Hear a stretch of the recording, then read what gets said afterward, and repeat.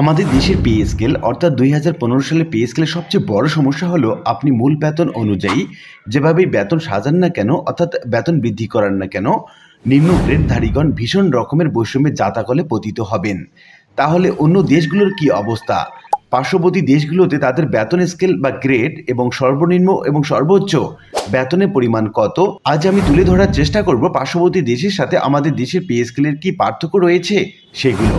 মহার্ঘ ভাতায় এই বেতন বৈষম্য কতটা বিদ্যমান থাকতে পারে, এর সমাধান কি হতে পারে, এই সংক্রান্ত বিস্তারিত তথ্য জানাবো আজকের ভিডিওতে। প্রিয় ভিউয়ার্স, আজকে নতুন ভিডিওতে সবাইকে স্বাগত জানাচ্ছি। আপনি যদি আমার চ্যানেলে নতুন হয়ে থাকেন তাহলে এরকম গুরুত্বপূর্ণ ভিডিওর আপডেট পেতে চ্যানেলটি সাবস্ক্রাইব করে রাখুন।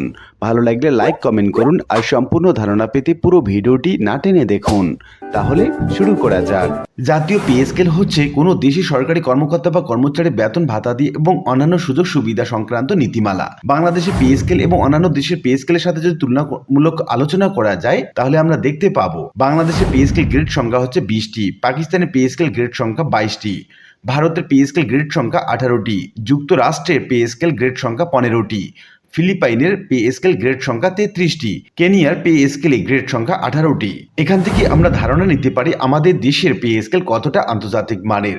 সর্বনিম্ন বেতন নিজ নিজ দেশের যদি আমরা মুদ্রায় দেখি তাহলে আমরা দেখতে পাচ্ছি বাংলাদেশের পে স্কেল 2015তে সর্বনিম্ন মূল বেতন ধরা হয়েছে 8,250 টাকা, পাকিস্তানের 2018 সালে সর্বনিম্ন মূল বেতন ধরা হয়েছে 9,130 রুপি, ভারতের পে স্কেল 2018তে সর্বনিম্ন বেতন ধরা হয়েছে 18,000 রুপি, যুক্তরাষ্ট্রের পে স্কেল 2019-এ সর্বনিম্ন বেতন ধরা হয়েছে 18,785 ডলার, ফিলিপাইনের পে স্কেল 2018তে সর্বনিম্ন বেতন ধরা হয়েছে 10,510 পেসো, কেনিয়ার পে স্কেল 2019-এ সর্বনিম্ন বেতন ধরা হয়েছে 11,553 সিলিং।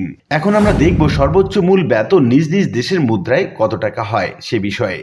বাংলাদেশের পে স্কেল 2015-এ সর্বোচ্চ মূল বেতন 78,000 টাকা, পাকিস্তানের 85,700 টাকা, ভারতের 2,50,000 টাকা, যুক্তরাষ্ট্রের 1,05,223 ডলার, ফিলিপাইনের পে স্কেল 2018তে সর্বোচ্চ মূল বেতন ধরা হয়েছে 2,89,401 পেসো, কেনিয়ার পে স্কেল 2019-এ সর্বোচ্চ মূল বেতন ধরা হয়েছে 2,92,765 সিলিং।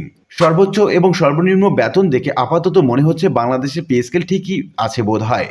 ভুলটা আমরা এখানেই করি। বাংলাদেশের পে স্কেলের মধ্যে এবং অন্যান্য দেশের পে স্কেলের মধ্যে সবচেয়ে বড় পার্থক্য পরিলক্ষিত হয়েছে কোথায় সেটা বুঝতে পারলে অবাক হয়ে যাবেন। বাংলাদেশের 20টি গ্রেডের মধ্যে 1 থেকে 10তম গ্রেডে প্রতি ধাপে পার্থক্য গড়ে রাখা হয়েছে 20%, সেখানে 11 থেকে 20তম গ্রেডের পার্থক্য রাখা হয়েছে গড়ে 4%, যা কোনো দেশে রাখা হয়নি। আপনি রিসার্চ করলে বুঝতে পারবেন এটি একটি বড় ফারাক অর্থাৎ পার্থক্য। বাংলাদেশ সরকার যদি 11 থেকে 20তম গ্রেডের 20% করে বার্ষিক ইনক্রিমেন্ট ধরিয়ে দেয় তবুও এই বৈষম্য দূর করা সম্ভব হবে না। শতাংশে দেখলে বোঝা যায় বৈষম্যটা। কর্মকর্তাদের জন্য 16,000 থেকে 78,000 টাকা পর্যন্ত শুধুমাত্র মূল বেতনে 10তম গ্রেড থেকে 1তম গ্রেডে প্রতি ধাপে 20.4% বেতন বৃদ্ধি পেয়েছে। মূল বেতনে 20.04% বেতন বৃদ্ধি প্রতি প্রমোশনে বৃদ্ধি পায়। গ্রেডে বেতন বৃদ্ধি 20% এর অধিক হওয়ায় বার্ষিক 5% ইনক্রিমেন্ট বা যে কোনো প্রকার ফিক্সেশন তাদের আর্থিক সুবিধা বেশি হয়ে থাকে, ফলে তারা প্রমোশনে অনুপ্রাণিত হন।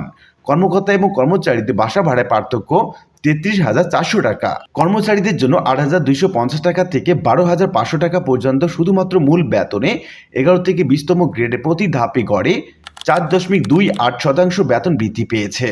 মূল বেতনে 4.28% বেতন বৃদ্ধি পায় প্রতি প্রমোশনে। গ্রেড বেতন বৃদ্ধি 2.28 এর অধিক হওয়ায় বার্ষিক 5% ইনক্রিমেন্ট বা যে কোনো প্রকার ফিক্সেশনে তাদের আর্থিক সুবিধা খুবই নগণ্য। অনেক ক্ষেত্রে দেখা গিয়েছে 11 থেকে 20তম গ্রেডের কর্মচারীদের প্রমোশনের কারণে বেতন তো বাড়েনি বরং কমে যায়। এর চেয়ে হাস্যকর আর কি আছে বলুন। ফলে তারা প্রমোশনে অনুপ্রাণিত হন না বরং বদলিজনিত বিড়ম্বনায় পড়েন। অবশ্য অনেক উচ্চ পদস্থ কর্মকর্তা বলে থাকেন বা বিশ্বাস করে থাকেন ঊর্ধ্বতন কর্মকর্তাদের বেতন বেশি হবে বা বেশি সুযোগ সুবিধা পাবেন, এটা স্বাভাবিক।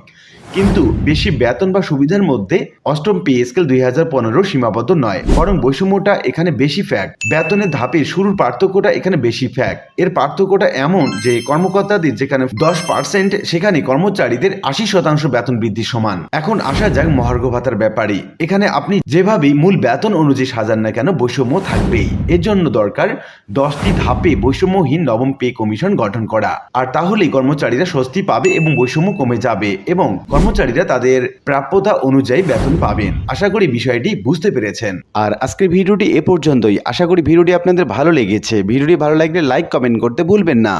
দেখা হবে অন্য কোনো ভিডিওতে। সে পর্যন্ত সবাই ভালো থাকবেন। ধন্যবাদ।